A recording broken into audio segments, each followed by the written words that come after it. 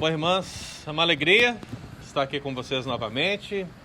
Deixa eu dar uma verificada aqui. Então, algumas não estavam aqui no mês passado, outras já estavam, algumas estavam viajando, novas visitas. E claro, esse momento é um momento especial. Eu estou olhando para vocês, estou vendo que vocês estão assim, vitaminadas. Né? A Mara está olhando assim, né? Vitaminadas. Por que vitaminada? Vitamina BO. BO. São todas mulheres que têm se alimentado com Bíblia e oração. Né? Não é verdade? Se tiverem em oração hoje.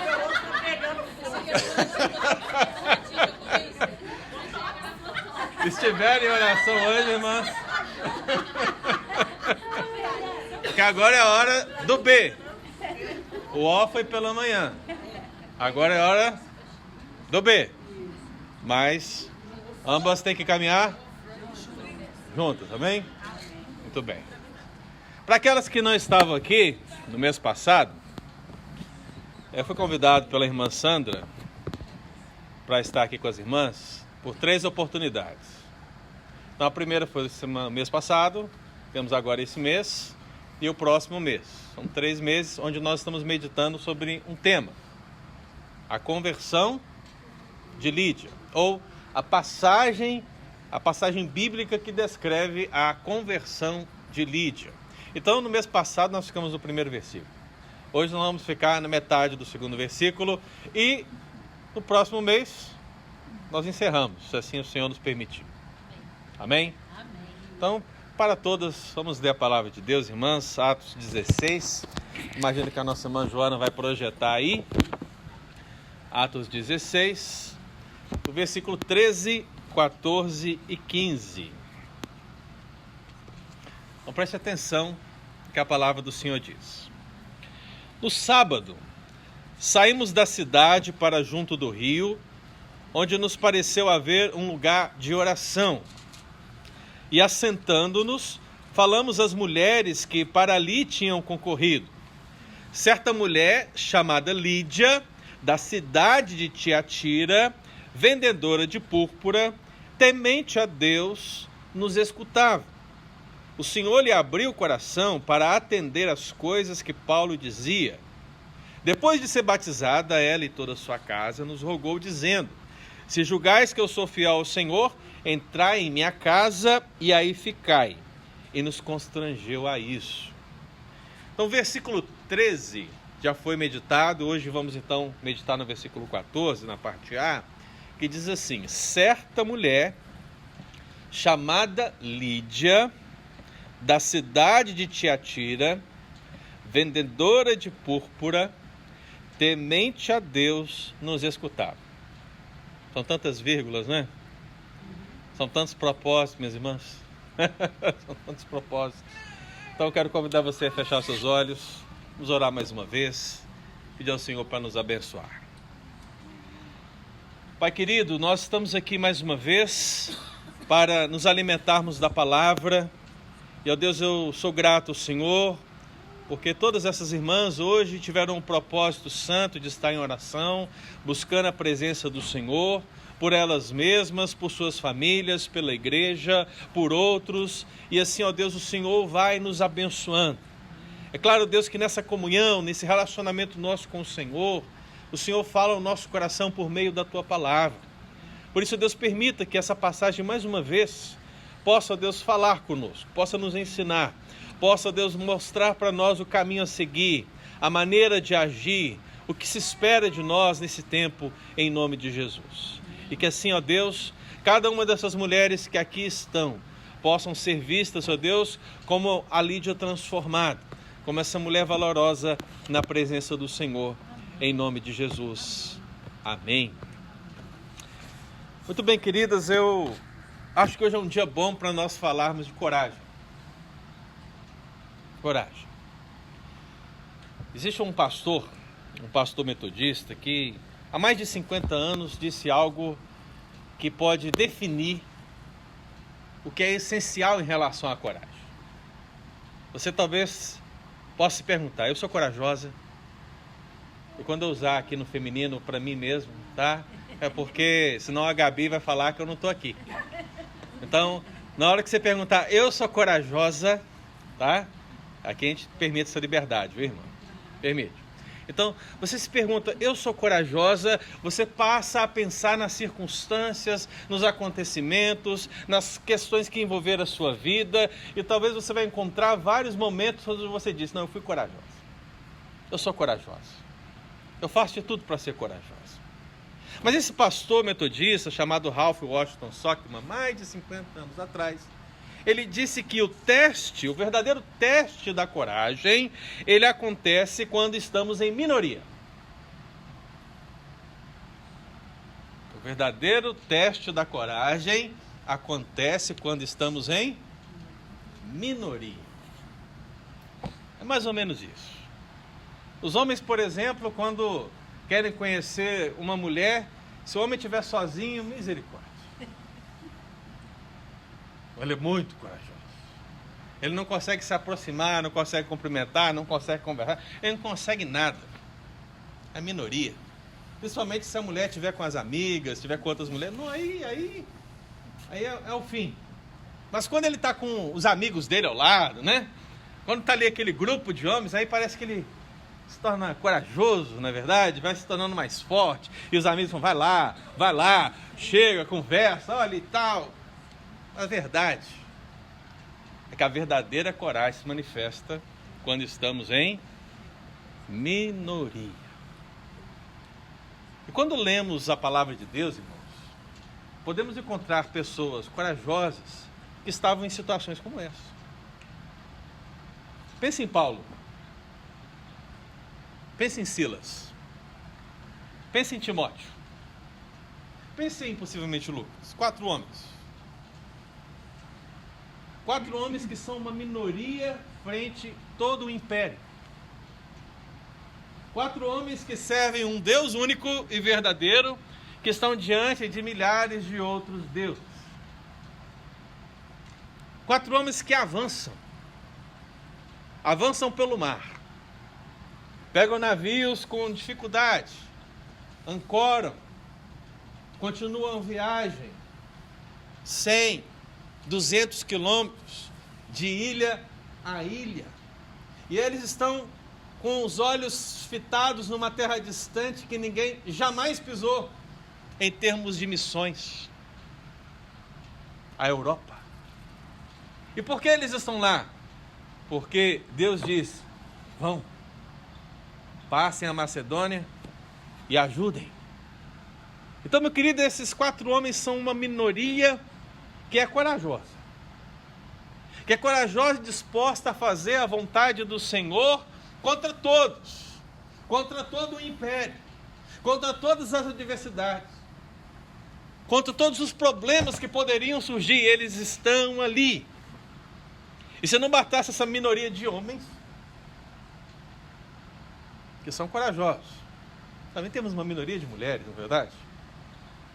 A visão de um macedônio, um varão macedônio, dizendo, olha, passa e nos ajuda, ela é concretizada quando Paulo e seus companheiros chegam na cidade de Filipos, pela primeira vez na Europa, pregando o evangelho, e encontram homens. Não, encontram mulheres. E é claro, irmã, a gente sabe, né? A porcentagem de mulheres para homens não é minoria, em muitos casos. Mas aqui é uma minoria, porque as mulheres que são encontradas são mulheres que buscam a Deus. E pensar em mulheres que buscam a Deus, nesse contexto, o Deus vivo e verdadeiro, se trata de uma minoria. Por isso que o texto, ao apresentar, diz, nós encontramos ali as mulheres que tinham para ali concorrido. Não são todas as mulheres da cidade de Filipos. Não. São aquelas mulheres que tinham um conhecimento vago, pequeno ou um pouco avançado acerca do Deus de Israel, que tinham um conhecimento acerca da religião judaica, mas que ainda não eram salvos. Então, se você estava aqui no mês passado, você lembra que a primeira lição que nós trouxemos, ela envolvia justamente essa verdade. Pode passar, viu, João? Nós vimos que muitas mulheres conheciam a Deus insuficientemente. Nós aprendemos isso no mês passado. E eu falei acerca disso, irmãos, usando um contraponto que era difícil de aceitar, não é verdade? Porque aquelas mulheres, elas se reuniram no dia certo, sabe? Aquelas mulheres, elas estavam no lugar certo, fora dos portões, respeitando as ordens da cidade, não é verdade? Elas estavam com o objetivo certo, orar. O que podia ser mais certo que isso, não é verdade? Orar. E estavam na companhia certa. Paulo e seus companheiros. Gente, perfeito. Mas algo não estava certo. Aquelas mulheres ainda não conheciam Jesus. Elas ainda não conheciam a salvação. Não havia ainda alguém pregando para elas sobre o que elas deveriam fazer. Elas tinham um conhecimento acerca do judaísmo, mas esse conhecimento era meramente religioso. Então, 3 aplicações nós trouxemos aqui, irmão. Você lembra? Ou não? Você lembra? Vamos ler? É possível conhecer muito acerca de Deus e ainda não saber o essencial para a salvação.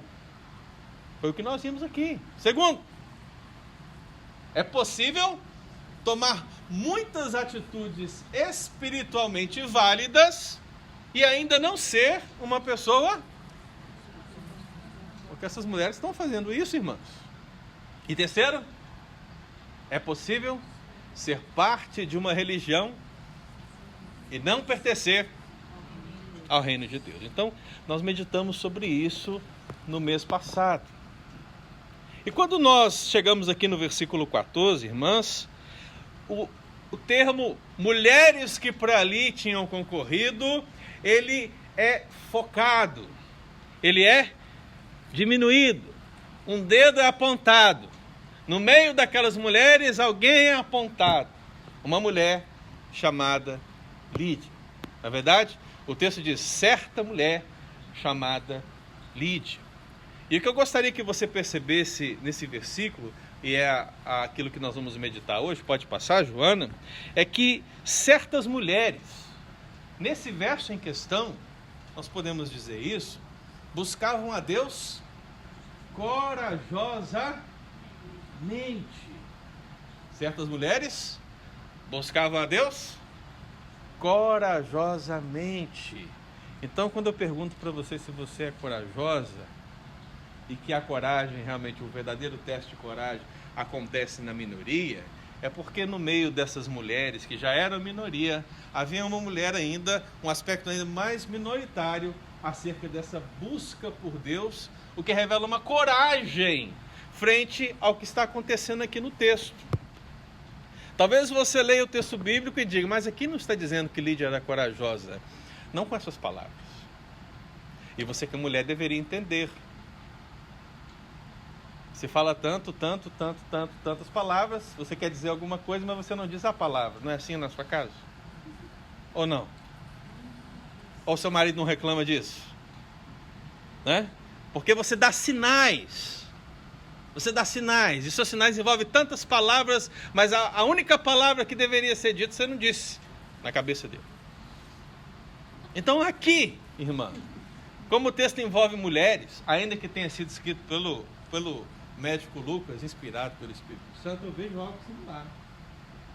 Eu vejo que a coragem está explícita em vários aspectos do texto, ainda que a palavra não esteja aí. E eu quero que você entenda, irmão, que depois da apresentação daquele grupo de mulheres, o foco, portanto, recai sobre uma certa gentia, uma prosélita. O que é uma prosélita? Uma prosélita é uma mulher de uma nação que não é Israel e que se converte ao judaísmo. Vocês todas são prosélitas nesse sentido. Entenderam? Todas são. Porque aqui não tem nenhum judeu, tem? Judia? Não? Não temos. Então, todas são prosélitas. Todas são gentias. Né? Então, Lídia também era, porque Lídia estava na Europa. Lídia não estava em Jerusalém. Lídia não estava em Israel. Então o foco recai sobre essa gentia que era vendedora de púrpura, chamada Lídia. E ainda que o nome dela, minha querida, apareça apenas 2 vezes na Escritura, eu percebo a coragem dela, não apenas por se reunir com outras mulheres para conhecer acerca de Deus, e não apenas por estar também com homens que seguem a religião do caminho e pregam um certo Cristo, o que estava sendo perseguido naquele contexto, mas por outras questões que aparecem logo a seguir.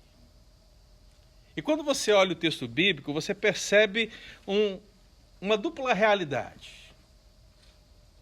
E Lídia e outras mulheres buscavam a Deus corajosamente, justamente porque essa dura realidade persistia naquele contexto e muitas vezes persiste no contexto de hoje ainda.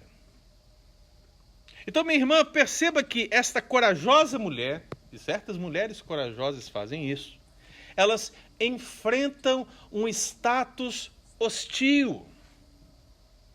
Minha querida, você certamente já enfrentou muitas vezes um status hostil, um ambiente hostil ao seu redor. E Lídia não era diferente. A sua coragem está justamente aqui no texto presente, porque onde ela vive, como ela vive, quem ela é, isso designa uma hostilidade natural ou antinatural que revela a sua coragem. Ainda não entendeu? 2 coisas. Primeiro, Lídia era uma mulher. E segundo, Lídia era rica. Lídia era uma mulher e Lídia era rica. E isso, minha querida, é um problema. Isso é um problema justamente nesse contexto. Eu não sei se você lembra, né? Mas no mês passado eu falei das proibições do Império Romano em relação à busca pelo Deus de Israel e também com relação à religião de Cristo. É por isso que essas mulheres não estão reunindo lá dentro da cidade de Filipos. É por isso que elas foram para fora da cidade. Elas se reuniram fora porque era o que a lei determinava e elas estavam perto do rio porque era o que a lei determinava. Agora eu estou falando da lei de Roma e da lei de Deus, né? Unindo os 2 propósitos. Então, essas mulheres estavam ali seguindo aquilo que é dito pela cidade, por Roma, mas o que você precisa entender, minha irmã, é que a mulher, nesse contexto, tanto romano como judaico, a mulher era desprezada. A mulher era desprezada. Tem vários textos bíblicos que são usados pelos rabinos para designar isso, mas eu mencionei aqui para as irmãs algo tremendo. E muitos rabinos diziam que era melhor queimar a lei do que entregá-la a uma mulher. Imagina isso. Essa Bíblia bonitinha sua, amada. Com essa capa roxa aí, ó. É melhor queimar essa Bíblia do que entregar para você. Isso mostra o desprezo da mulher. Então nós temos os discípulos, os missionários, entrando na Europa pela primeira vez, depois de terem visto um varão macedônio, e eles encontram mulheres. Mas, meu querido, dentro do cristianismo, isso é um aspecto diferenciado. Essas mulheres, elas recebem toda a atenção de Paulo, dos seus companheiros. Ele senta com elas, ele fala da palavra para elas. Elas não são desprezadas nesse sentido, mas no contexto, o contexto é hostil. Então, mesmo sendo desprezada por ser mulher, certas mulheres buscam a Deus corajosamente. Elas não se deixam vencer por essas situações. Agora, talvez pior do que ser mulher é ser uma mulher rica. Não é verdade? Porque o homem é o mantenedor do lar. O homem é o mantenedor, irmãos. Quando você tem uma mulher bem-sucedida na visão de um homem, isso pode ser algo extremamente doloroso. Mas eu não quero falar disso. Não.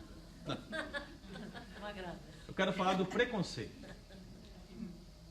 Nós tivéssemos aqui agora um rico e um pobre, e eu perguntasse quem é que merece o reino de Deus, contasse a história dos dois, a história do sucesso, né? Vamos aqui pegar a Lídia, sucesso, olha, ela saiu lá da sua cidade rica, de Tiatira, e ela veio para cá, para a Europa, e ela comercializa essa púrpura maravilhosa, ela é bem sucedida, ela é rica, ela é demais, ela é uma mulher de oração, e aqui do outro lado aqui, nós temos a Maria, nada contra a Maria, só para generalizar, tá, irmãs? Então nós temos aqui a Maria é uma desfavorecida, ela precisa de ajuda, né? Ninguém ajuda ela. Olha só, ela está sofrendo, ela não conseguiu vir na reunião de oração pela manhã, porque ninguém deu carona para ela, né? Ela não conseguiu se alimentar direito e tal. Minhas irmãs, de quem é o reino dos céus, né? Da Maria. É da Maria. É da Maria. Nós somos muitas vezes inclinados, irmãs, a entender que o evangelho é para o pobre. Isso é uma verdade absoluta. Se nós pensássemos em pobre como pobre de espírito, ou seja, aquele que precisa da riqueza da graça em Cristo para ser rico em Cristo. Porque todos somos pobres espiritualmente. Mas não. Nós somos influenciados por teologia de libertação. Somos doutrinados, muitas vezes, nos programas de televisão, por esses pastorzões aí, e tal, dizendo, olha, o reino de Deus, quem aceita Cristo é cabeça, não é cauda, é cheio da grana, aquela coisa, olha, o reino adquira tudo. Irmãs, o texto bíblico é usado contra, porque Jesus, ele diz, olha, quão difícil o rico entrará no reino de Deus, né? E a gente lê, o rico não entrará no reino de Deus. Não, irmãos.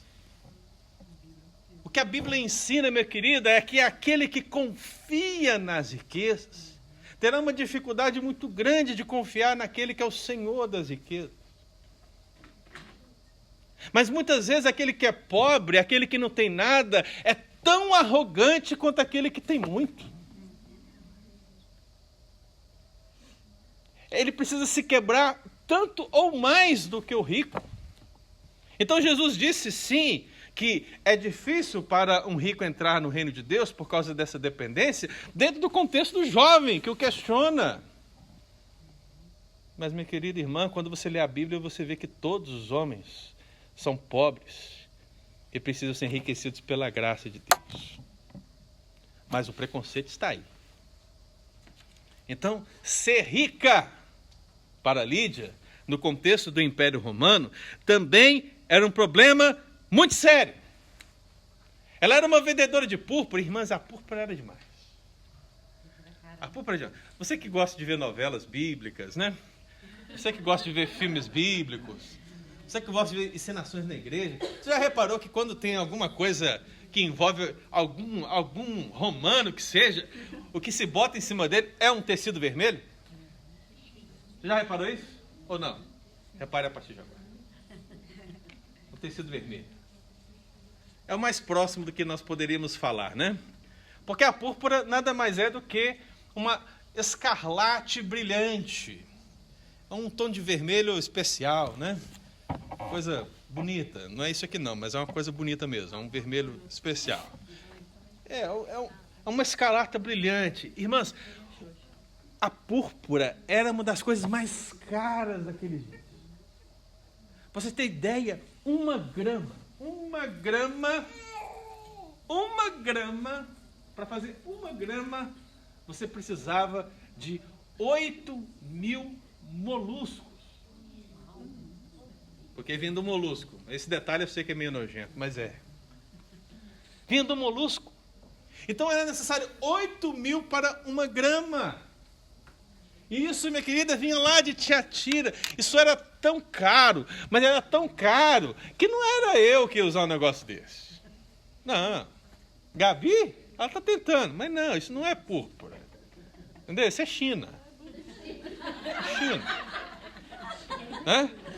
A púrpura, de fato e de verdade, ela vai estar sobre os reis.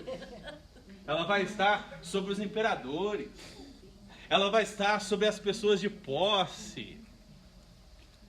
Então imagine só, né?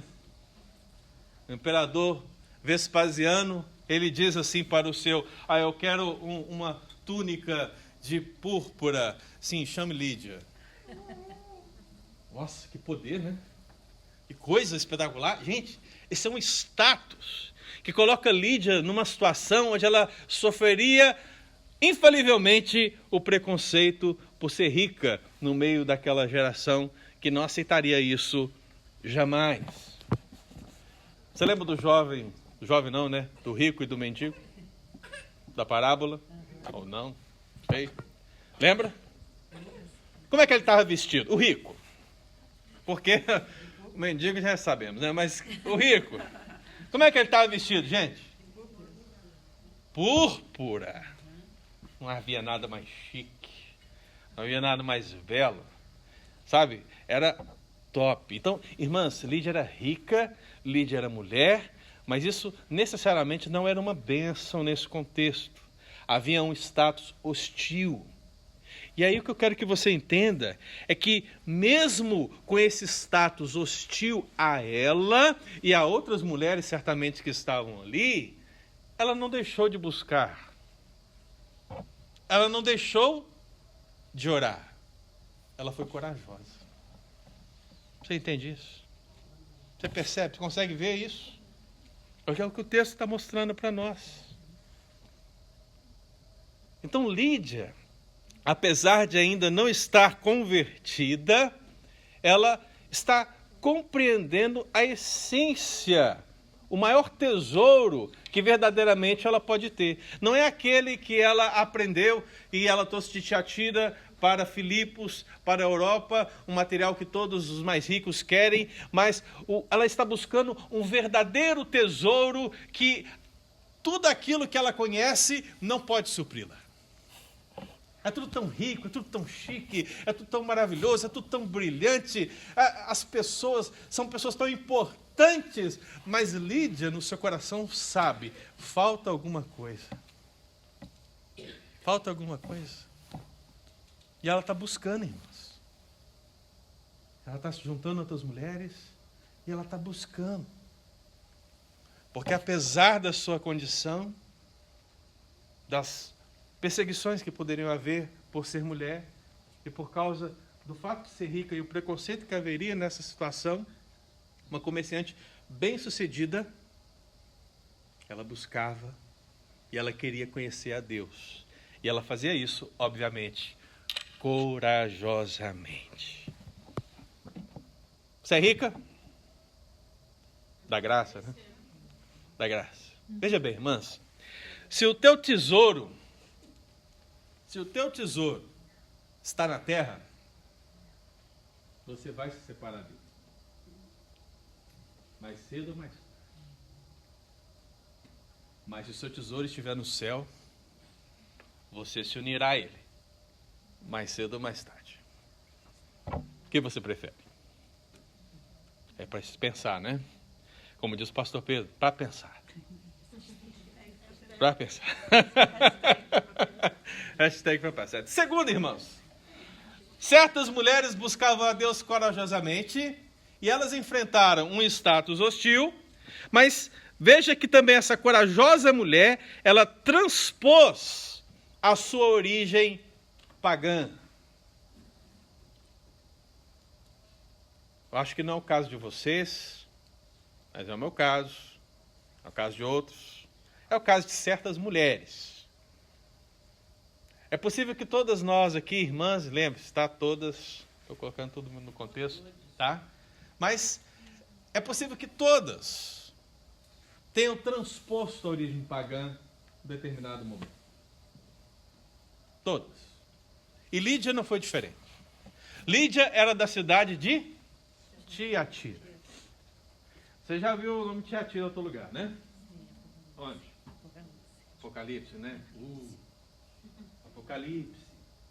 Das 7 cartas, das 7 igrejas, das 7 cidades, a menor é Tiatira.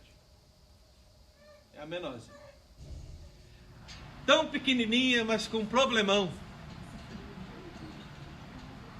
Veja, irmã, pequenininha, mas com um problemão. Na verdade, todas as cidades do Império Romano eram problemáticas, porque os deuses, irmãs, estavam em todos os lugares. Você lembra que quando Paulo chega em Atenas, a Grécia, tinha Deus para tudo quanto é coisa? E aí, quando eles viram que não tinha mais como nomear Deus, eles colocaram lá, ao Deus desconhecido, que aí fecha com chave de ouro, né? Encaixa todo mundo ali. São deuses para todas as coisas. E, irmã, o que talvez você não saiba é que toda a família romana tinha as suas divindades do lar. Todos. Os deuses do lar. A família era... Qualquer semelhança não é mera coincidência, ok? A família crescia e os seus filhos eram consagrados aos ídolos, eram ensinados a trazer oferendas aos ídolos, haviam altares a esses ídolos dentro do lar, e eles eram chamados justamente do lar, e a palavra penates, que é o nome que é dado a esses deuses do lar, né? É a mesma palavra para algo que vocês todas conhecem. Despensa. Só que despensa hoje é um lugar bom na casa, né? É um lugar onde você guarda as coisas boas, não é isso? Pois é, mas no contexto romano, a despensa é o lugar onde fica a divindade. Então todas as famílias eram criadas nessa cultura. Essa cultura pagã, essa origem pagã. As crianças eram ensinadas desde pequenas a servir os falsos deuses. E isso era tão enraizado no coração das famílias e naturalmente das crianças, que é quase impossível imaginar que Lídia estaria em Filipos totalmente desassociada dessa realidade. Não. Ela nasceu, ela foi criada e ela viveu até esse momento da sua vida dentro desse contexto. Mas apesar de toda a tradição pagã, apesar de toda a religiosidade romana, ela não estava bem. Ela não se sentia suprida. Ela não se sentia alimentada. Ela não se sentia realizada. É como se ela reconhecesse mesmo, inconscientemente, que todas aquelas divindades não eram Deus de fato. Então Lídia traz todo esse arcabouço, toda essa bagagem, né? Toda essa bagagem para a Europa junto com ela. E ela vê todos esses falsos deuses sendo adorados pelos imperadores, pelos reis, pelos prefeitos, pelos governadores, pela gente rica do lugar. Ela vê, mas ela está buscando algo diferente. Ela ouviu falar de um Deus que criou todas as coisas, um Deus que guiou Israel. Ela ouviu falar e ela começou a querer saber mais acerca desse Deus. Ela começou a orar a esse Deus. Certamente ela se converteu a essa religião, mas ainda assim não estava plena. Então veja, minha querida, que ela transpôs a sua origem pagã. Então todo esse contexto, e eu falei da Tiatira de Apocalipse não por acaso, porque lá nós temos uma outra mulher.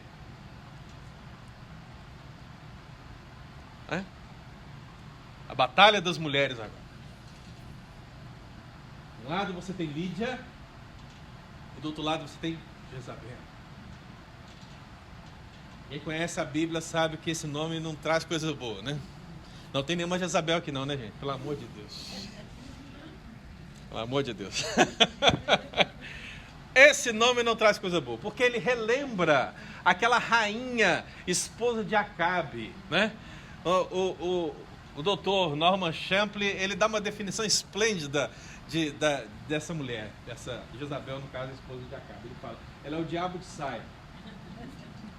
Perfeito, é isso mesmo. Ela era terrível.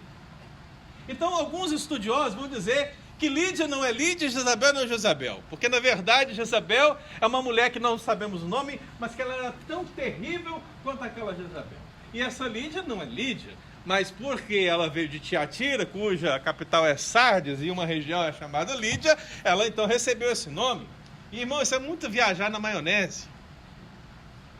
A Bíblia fala que é Lídia, e a Bíblia fala que é Jezabel. Uma mulher foi criada no contexto pagão e ela transpôs essa origem pagã buscando o Deus de Israel. E a outra envereda pela igreja que fora criada algum tempo depois que Lídia se converteu, as pessoas se converteram, a igreja foi formada. Então essa Jezabel começou a entrar na igreja e começou a seduzir os crentes a voltarem à prática das velhas obras. Quais práticas das velhas obras? Aquelas da origem pagã. Vamos voltar a fazer aquilo que a gente fazia. Se você abre Apocalipse capítulo 2, você vê que Jezabel, ela se declara profetisa e ela seduz os servos a praticarem a prostituição, comerem coisas sacrificadas a ídolos. Isso para eles, meu irmão, no contexto romano, pagão, era o normal. Mas uma vez que Cristo entra no coração desses servos e servas de Deus, isso torna passado. E o meu passado ficou aonde? Na cruz. Mas isso não quer dizer que as Jezabéis da vida não vão se levantar tentando te seduzir. Então você percebe que Lídia, ela está transpondo essa origem pagã, mas mesmo ela transpondo essa origem pagã, você percebe que adiante, lá em Apocalipse, os homens ainda são tentados a voltar na sua origem pagã. E minha irmã, veja, essa é a tentação que você passará muitos dias da sua vida. Você se converteu, você recebeu o Senhor Jesus como o Senhor Salvador da sua vida, mas a grande possibilidade é que todos os dias você seja tentado a fazer aquilo que você fazia antes de conhecer o Mestre. Muitas vezes porque você foi ensinada da maneira errada. Muitas vezes porque os seus pais colocaram um caminho que não é o correto. Então todos nós, irmãos, que temos um contexto pagão, religioso, que não confere com a palavra de Deus, não confere com Deus verdadeiro, todos nós ainda passaremos por muitas lutas nesse sentido. Então, não pense que será diferente com você. Qual é o contexto da sua vida? Qual é o contexto dramático e pagão que você se libertou em Cristo Jesus? Olha, isso pode continuar te perseguindo de uma maneira ou de outra, mas certas mulheres que buscam a Deus e são corajosas, elas transpõem a origem pagã. Elas conseguem vencer, elas conseguem superar. Isso é o que vai definir se você será uma Lídia ou se você será uma Jezabel. Alguém que permanece firme nos caminhos do Senhor, ou alguém que se desvia e ajuda outros a se desviarem do caminho do Senhor. Terceiro, isso porque ela já colocou ali, né? Mas certas mulheres que buscavam a Deus corajosamente, elas também superaram a disposição judaico-religiosa. Isso aqui é muito importante. Um dos piores problemas da religião, seja ela qual for, é te dar a arrogância de achar que você sabe tudo. Você sabe tudo. Você é o expert, você é demais. Você é o top. Você está acima. É Deus aqui, Jesus, o Espírito Santo e você logo ali, ó. E você olha para Miguel e fala assim, fica aí. Não. Veja bem, irmãos. Lídia, nesse contexto, é uma mulher que está buscando a Deus, junto com aquelas mulheres, e faz tudo isso num ambiente religioso. Eu não sei o quanto tempo se deu esse processo na vida de Lídia. Você também não sabe, eu não sei. Mas uma coisa é certa.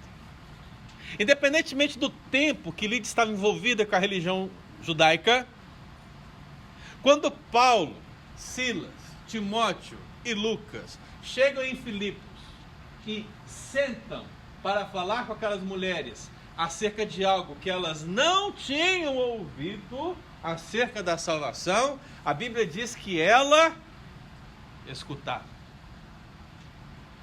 Ela escutava. Ela escutava. E isso, irmã, é muito mais do que a simples situação dos seus ouvidos funcionarem bem. Nós estamos falando de alguém que tinha um certo conhecimento acerca de Deus, pela lei, na religião judaica, mas que estava disposta a ouvir a mensagem que estava sendo ministrada ao coração dela naquele momento. Não apenas uma vez, não apenas 2 vezes, mas várias vezes. E por que eu sei disso, né? Porque a palavra nos escutava, ela designa ouvir várias vezes. Eu sei que você lê a Bíblia junto comigo, nós lemos aqui, aí parece que Lídia está ali, reuniu com as mulheres, aí chegou Paulo, Silas pregou, ela se converteu. Irmãos, foram dias. Esse processo foi dias. Paulo e seus companheiros ficaram ali dias. E eles não falaram às mulheres apenas uma vez, falaram várias vezes. E todas as vezes que falaram, quem estava ouvindo? Lídia. Então veja que a religião que Lídia abraçou, o judaísmo, que ainda não conferia a ela aquela segurança que ela tanto almejava nessa busca, não fez dela uma pessoa que não ouvisse. Pelo contrário. Apesar de ter certo conhecimento acerca de Deus, ela estava disposta a ouvir mais. Ela estava disposta a aprender algo novo. Ela estava disposta a ouvir o que aqueles homens tinham a dizer. Então, quando dizemos que ela superou, ela enfrentou essa disposição judaico-religiosa, é porque a religião insiste em nos travar, irmãs. Estou falando da religião no termo geral, não a religião pura e sem mácula, aquela que o Senhor requer de nós, mas a religião, o ser religioso. Se você se achar melhor, se você se achar o último biscoito do pacote ou a última bolacha do pacote, se você se achar demais, você jamais estará pronta para ouvir o que Deus quer falar ao seu coração. E você se fechará no seu mundo religioso, do seu pouco conhecimento acerca de Deus, e não estará pronta a aprender nada novo, nada além. E você precisa. E Lídia sabia disso. Eu tenho certeza que no conhecimento dela acerca do Deus de Israel, ela leu várias vezes que Deus haveria de enviar um descendente. Eu tenho certeza que ela ouviu várias vezes a promessa do Messias. Eu tenho certeza, minha querida irmã, que ela sabia dessa promessa, mas até aquele dia, ela não sabia que a promessa tinha sido concluída. E o que Paulo e seus companheiros ministraram ao seu coração? A promessa se concluiu. Jesus veio. Jesus nasceu, viveu, morreu, Ele entregou sua vida por nós. Por muitos dias Paulo pregou o Evangelho e Lídia, minha irmã, estava ouvindo. Eu sei que a gente gosta dessa expressão, que ela era temente a Deus, né? Deus está dizendo, certa mulher chamada Lídia, né? Temente a Deus. E aí, vamos ser tementes a Deus, como lembre-se, Lídia ainda não está convertida. Dentro do contexto de Atos dos Apóstolos, ser temente a Deus significa ser religiosamente alguém que reverencia a Deus, que respeita a Deus, que conhece a Deus. Vários momentos, meu querido, você vê em Atos 13, né? Atos 10. Lembra do centurião Cornélio? Quando vai falar do centurião Cornélio, fala que ele era o quê? Piedoso e temente a Deus. E que de contínuo, ele orava a Deus. Mas se você conhece a história do centurião Cornélio, sabe que ele ainda não era salvo, né? Então veja, pessoas que estão manifestando atitudes religiosamente válidas, mas que ainda precisavam confirmar essa promessa de Cristo para receberem Ele como Senhor e Salvador das suas vidas. Então você vai ler no livro de Atos dos Apóstolos, quando Paulo está em Antioquia, fala de prosélitos piedosos, quando ele está com Silas em Tessalônica, fala dos gregos piedosos, das mulheres distintas. Então essa expressão sempre é utilizada, irmão, mostrando aquelas pessoas que são gentias, que aceitaram a religião judaica, mas que ainda não conheciam Jesus. Portanto, quando a primeira viagem missionária acontece, a segunda viagem missionária é essa aqui, e a terceira viagem missionária acontecem, essas pessoas que são piedosas por conhecer a Deus na lei, passam a conhecer agora Deus na lei e em Jesus. E quando elas começam a ver que Jesus é aquele que está na lei, Deus começa a fazer a obra.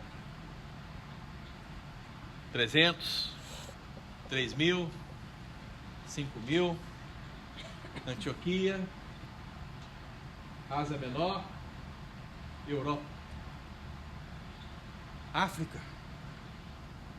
Lembra de Filipe, evangelizando o eunuco? África. O evangelho vai se expandindo, irmão, o nome de Jesus vai sendo conhecido, e tudo a partir desse conhecimento básico da lei. Lembra o que o eunuco vinha lendo? Isaías. E ele pergunta, olha, como eu poderia entender se alguém não me explicar, não é verdade? Então lhe é explicado, e quando é explicado, meu irmão, ele é batizado. Ele é convertido. Então veja, irmão, que você precisa verificar na vida de Lídia uma atitude que transporta a religião. Vamos falar agora de presbiterianos, né? Presbiteriano é mestre nisso. Eu sei disso, né? Porque como pastor eu já ouvi essa expressão 1 milhão de vezes. Pastor, eu nasci nessa igreja. Pastor, meu pai, meu avô, meu tataravô, ele colocou aquele tijolo ali. Tal. E geralmente quando as pessoas falam isso para mim, irmão, quando eu olho assim, eu peço a Deus muita misericórdia, mas são aquelas pessoas menos comprometidas com o evangelho. Mas são profundamente arraigados numa religião. É impressionante isso. Então, se nós ficarmos agarrados à religião, ao ser religioso, a viver religião, essa rotina da religião, e não estarmos prontas para ouvir o que Deus quer ministrar, você, talvez, irmã, vai perder a bênção. Em português, claro. Em português, claro. Imagine se Lídia, mulher, rica, conhece todo mundo, né, da alta, né? Visse Paulo chegando. Quem são vocês para querer falar aqui comigo? Nós aqui buscamos, nós conhecemos a lei, nós já fomos ensinados, já sabemos tudo, não precisamos mais aprender absolutamente nada. Agradecemos. Deus abençoe a viagem de vocês. Seguem por esse caminho, vão para Tessalônica, lá tem uma sinagoga, lá vocês vão encontrar os homens, poderão falar. E olha, não. A religião, ela favorece a arrogância, nesse sentido. Mas o Espírito Santo abre o coração para ouvir a palavra de Deus. Então Lídia é a parte boa, né? Teve o seu coração aberto para entender as coisas que Paulo dizia. Mas isso eu vou falar no mês que vem. Não é agora, né? Não é agora. O que eu quero que você entenda, minha irmã, é o que está exposto aqui. Certas mulheres buscavam a Deus corajosamente. No exemplo de Lídia, que ainda não era convertida, minoria, Você se espelha? Você é corajosa como Lídia? Você enfrenta o status hostil ao seu redor? Você supera a origem pagã, a sua história difícil? Será que você vai além do aspecto religioso que te cerca para que escutar a Deus de fato? Escutar a palavra e crescer nela? Essa é a pergunta, minha irmã, que nós precisamos responder hoje.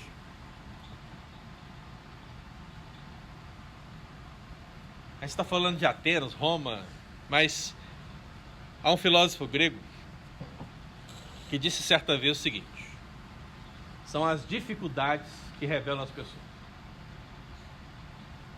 São as dificuldades que revelam as pessoas. Dificuldades. Pessoas. Dificuldades. Pessoas. Quem é você? Você é Lídia? Ou você é Jezabel? Você é corajosa ou religiosa?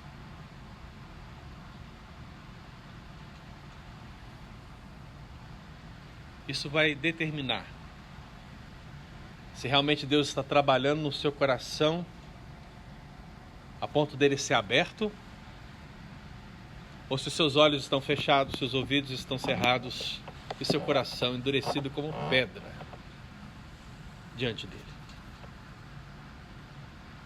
Eu quero deixar duas aplicações para as irmãs aqui, pensando em tudo isso que nós falamos. Duas aplicações. Se você não ouviu nada do que eu falei até agora, não ouça isso. Tá bom? Primeira aplicação. Quando você... Não foi o pastor Pedro que escreveu isso, tá, gente?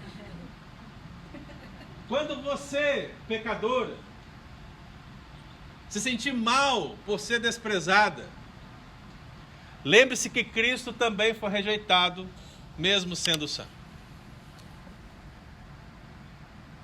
Ou você é melhor que Cristo? Ou você é melhor que Jesus? Então veja, irmão. Você é pecadora. Eu sou pecador, nós somos pecadores. Lídia é pecadora. O que nos espera nesse mundo vil, pagão, ante Deus, é desprezo, é perseguição, é luta. Na linguagem pentecostal, é o deserto. Né? É isso. Então lembre-se, se Cristo, que foi santo, foi rejeitado, espere a mesma coisa, ou pior. Mas sabe de uma coisa? Isso é um privilégio. Não estou louco, hein? Pelo amor de Deus, irmã, não estou louco. Isso é um privilégio. Ou você não vê? Porque se você não vê como um privilégio, você não é como Pedro e João. Não é.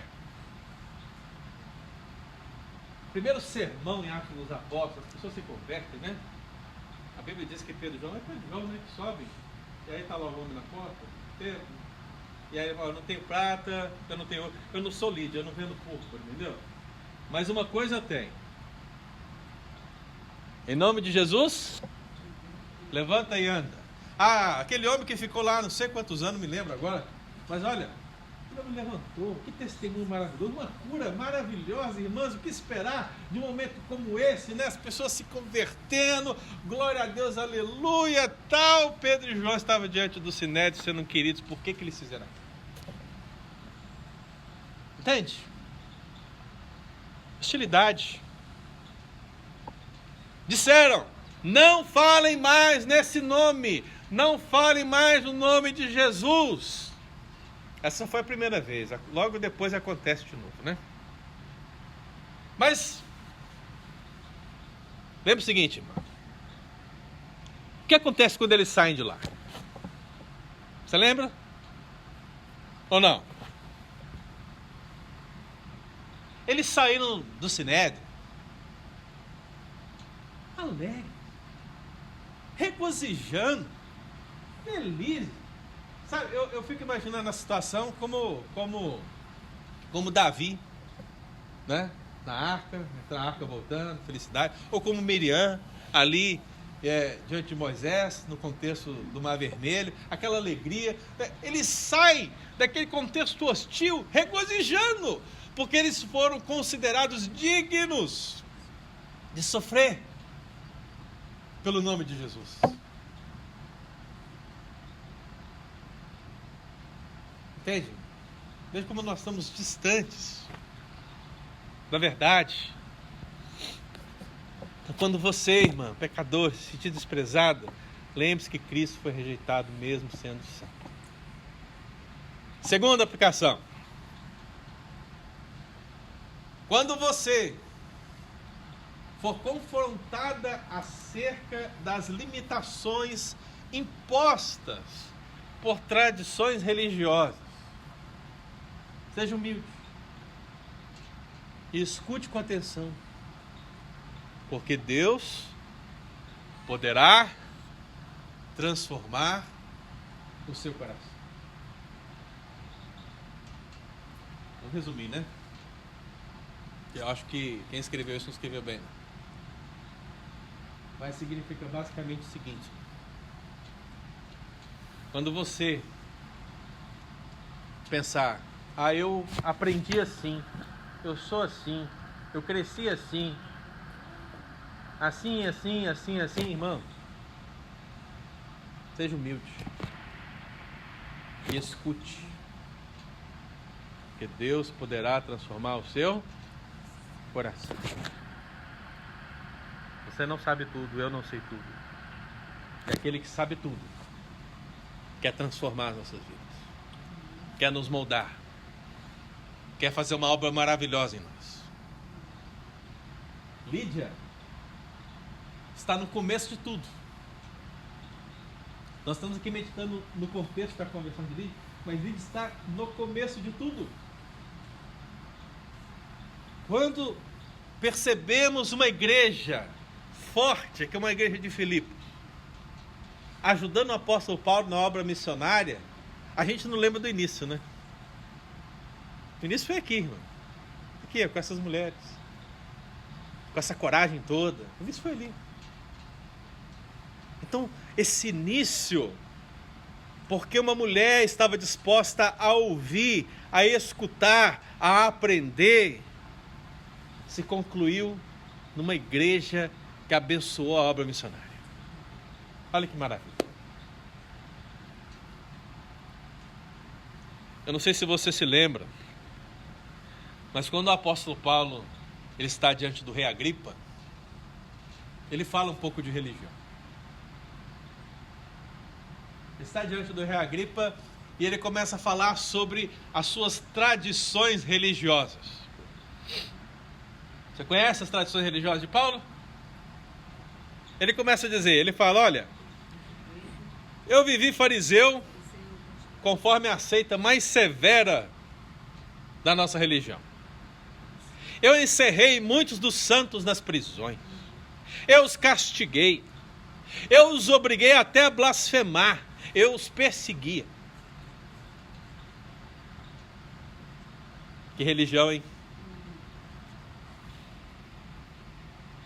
Seja humilde e escute com atenção. Saulo, por que me persegues? Naquele dia, Deus transformou um coração. Nesse dia, Deus transformou um coração. E hoje, Deus pode transformar o seu coração. Amém? Vamos orar? Feche seus olhos. Vamos falar com Deus. O teste da coragem vem quando estamos em minoria. Feche seus olhos, minha irmã. Abra o seu coração. Talvez você seja minoria na sua casa.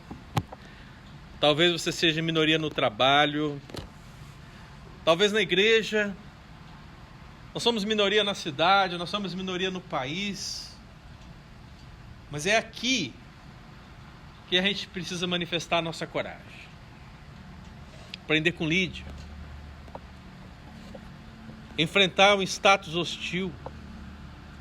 Superar as origens pagãs. Confrontar a religião vazia e sem Deus. Ó Pai querido, toma conta das nossas vidas. Assim como o Senhor abriu o coração de Lídia, abra o nosso coração, ó Deus. Dá-nos entendimento. Aplica essa palavra, ó Deus, para que sim, essas mulheres possam crescer, possam ser bênção em nome de Jesus. Ó Deus, que nenhuma hostilidade venha as abater, que nenhuma origem pagã venha as fazer cair,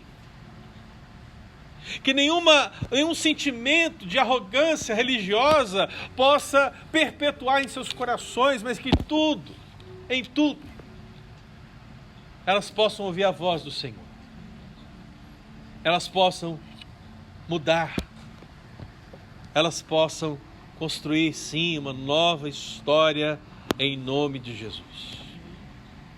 Ó Deus, aplica essa palavra ao nosso coração. E que em nome de Jesus, ó Deus, todas as mulheres que aqui estão se sintam realmente amparadas pelo Senhor. Lídia estava a mais de 400 quilômetros da sua terra natal. Aqui, ó Deus, estamos 10 vezes mais distantes da nossa terra natal. E, ó Deus, quantas coisas estão lá que nos fazem sofrer, que dói, mas assim como o Senhor amparou Lídia em terra estrangeira, que o Senhor possa também amparar essas mulheres aqui nesta terra em nome de Jesus.